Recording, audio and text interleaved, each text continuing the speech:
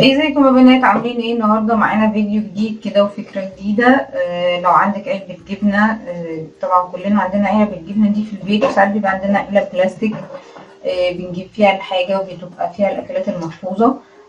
ممكن ان احنا نستغلها في البيت وما نرميهاش. انا عندي علبه الجبنه هنا، هبدا ان انا استغلها، بس طبعا محتاجه ان انا اغير شكلها شويه. هنشوف في الاخر هنستغلها في ايه، بس انا هقول لكم انا هغير شكلها في ايه. انا عندي هنا ده رول كنت جايباه، رحت اشتريت للمطبخ، لدولاب المطبخ. بس انا بصراحه ما حبيتوش في دولاب المطبخ لان هو بيتلزق. قلت هيلزق كده على الرفوف، فانا مش عايزاها تتلزق، فقلت اشيله وينفعني في حاجه تانية. انا النهارده هستغله في العلبه هنا. هاخد المقاس كده، هشوف انا محتاجه لحد فين، وهبدا ان انا اعلم وهقص. يعني انا من العلامه اللي انا اخدتها هبدا ان انا اقص. عندي مقص اهو،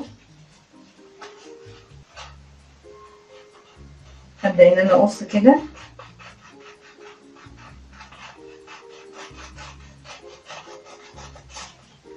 طبعا هشوف اللي انا قصيته ده تمام ولا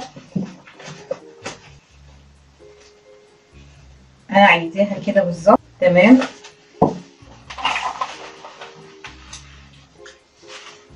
هكمل على نفس المقاس، انا بعمل كده عشان اخد نفس المقاس معايا.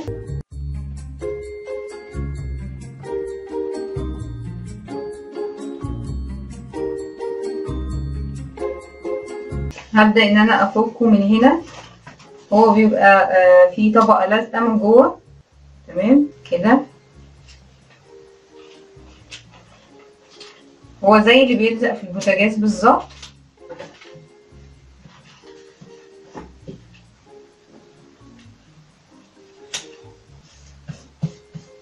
حاول وانا بعمله كده بسحبه من تحت ان انا افرغ الهواء اللي فيه قبل ما الزق. بعد ما عملنا العلبه غلفناها كده بالورق اللي احنا قلنا عليه، هبدا ان انا هغلف الغطا.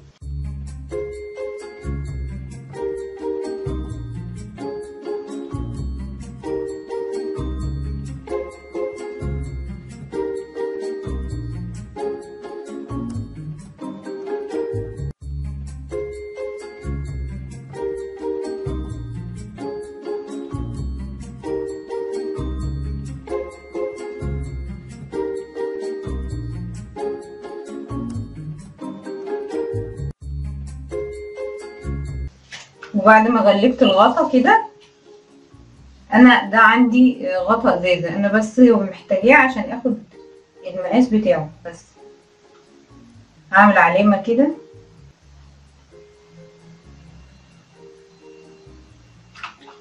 وهبدا ان انا افتح الفتحه دي بقطر او بمقص او باي حاجه. بصوا بعد ما عملت الغطا، انا عندي الشريط ده هبدا ان انا ازينه بيه بمسدس الشمع. هلزق كده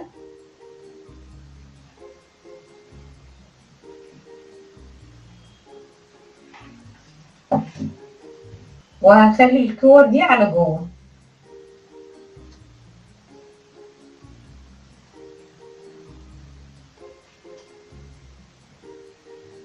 كده.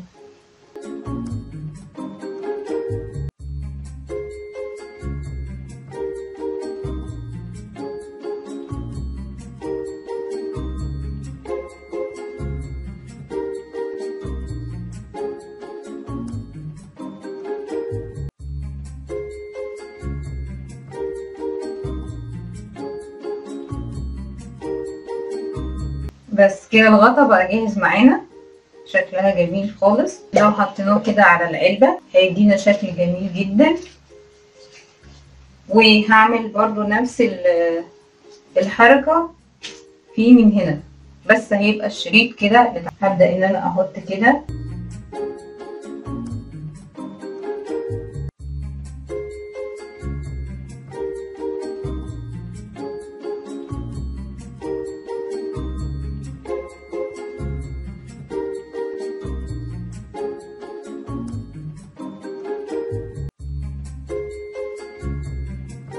بس كده خلصنا زي ما انتم شايفينها كده، شكلها جميل قوي، شكلها حلو جدا. انا دلوقتي هبدأ ان انا استغلها ازاي. شايفين بكر المناديل ده؟ انا بحتاج منه مثلا ممكن في المطبخ، في الحمام، في اي حتة. فانا ببدأ ان انا ايه اطلع له طرف كده، بحطه من جوه وبطلع الطرف بتاعه كده.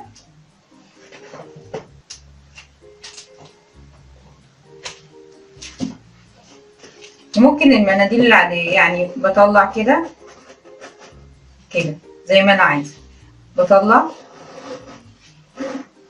وبقطع وبسيبها كده. هي بنات زي ما انتم شايفين شكلها جميل ورقيق جدا من علبة الجبنة. بصوا عملنا حاجة شكلها حلو، ممكن تحطيها في اوضه البنات، ممكن تحطيها على السراحة، ممكن تحطيها جنبك على الكومودينو، ممكن تحطيها في المطبخ، في الحمام، في اي حتة. حتى لو للضيوف برضو هيبقى شكلها حلو. بصوا شكلها من فوق شكلها جميل. ومن حاجات يعني كنا هنرميها، العلبة كنا هنرميها، الستيكر ما كنتش محتاجاه. ده المتر ب5 جنيه، مش غالي، ف5 جنيه عملنا حاجة جميلة محتاجينها كلنا. شكلها حلو قوي. اتمنى الطريقة تكون عجبتكم، ولو عجبكم الفيديو شير ولايك وسبسكرايب. استنوني في فيديو جديد من سفرة وفكرة مع روما.